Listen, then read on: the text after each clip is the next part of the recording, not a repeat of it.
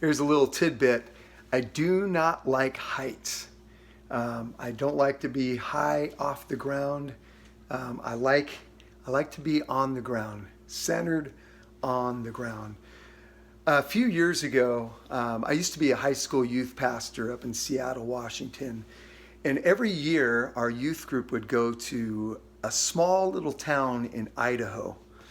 And we would go, and every summer we'd go, and we'd reach out to the teenagers in this very small little town in Idaho.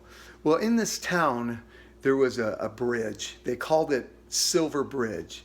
And this bridge was over a river.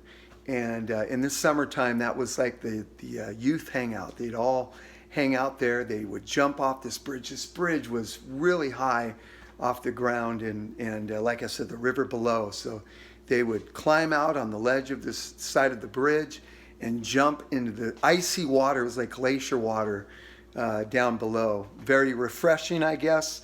But every year our youth group would go, and we would have a little time where we'd go down to the Silver Bridge, and the teens would, hang out with the local teens there, and they'd all jump off the bridge and into the water below. And every year the teens would say, "Hey, Joe, jump off the bridge." And I'd be like, "Hey, you guys, no." I would decline. Well, our last trip to Idaho was a few years ago. And again, they all, "Come on, Joe, you got to do this. You got to do this." And that year I was feeling a little bit braver, a little bit more courage. And I thought to myself, you know what? I think I'm going to do it. And actually, I asked a good friend of mine. He's a pastor in town, this little town there. And I said, "Hey, brother, what do you think?" And he said, "Joe, you know what? The worst thing that can happen is you'll go home to be with the Lord."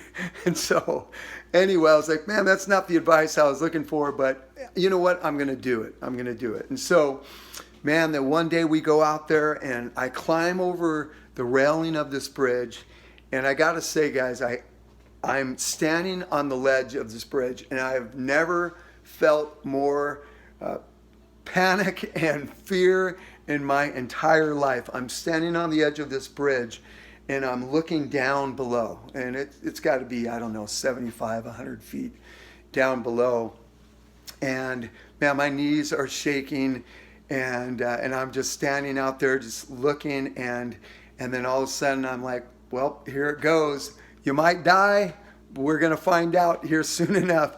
And so I leaped off this bridge, and boom. And actually, as I'm in the air, I have the air being sucked out of me. And as soon as I hit that water, it was like a shock wave, because the water was so cold, went through my entire body. And my heart just went, whoa, almost, leaped out of my chest.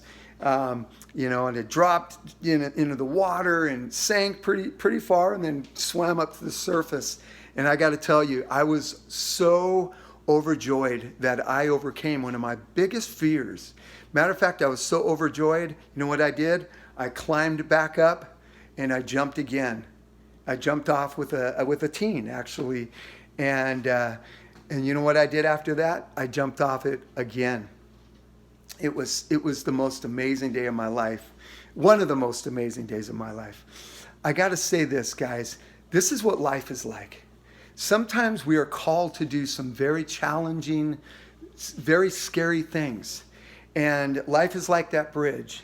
You climb over that railing and you stand on the side, and it is so scary. You are being thrusted to do something that, number one, you have no idea what the end result's going to be. There's uncertain times, and it is a scary thing. And if you're like me, your first reaction is wanting to retreat to what's comfortable. But sometimes God is asking us to do the uncomfortable, and that is to take that leap of faith, to trust Him at His word. Because I'll tell you, my friends, God's word can be trusted. God can be trusted. He has proved Himself, at least in my life, to be faithful over and over and over again, even in those very dark, uncertain times. I lost my first wife from colon cancer when she was just 34 years old.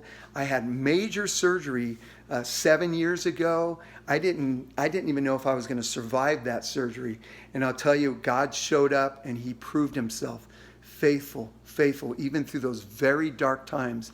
And so, guys, I'm asking you right now, if you find yourself in a very, very trying time of trial or a storm or a life challenge, and it's rocked you to the core, it's shaken your faith, I'm telling you right now, climb over that ledge, stand there and cling to the Lord, because God is faithful.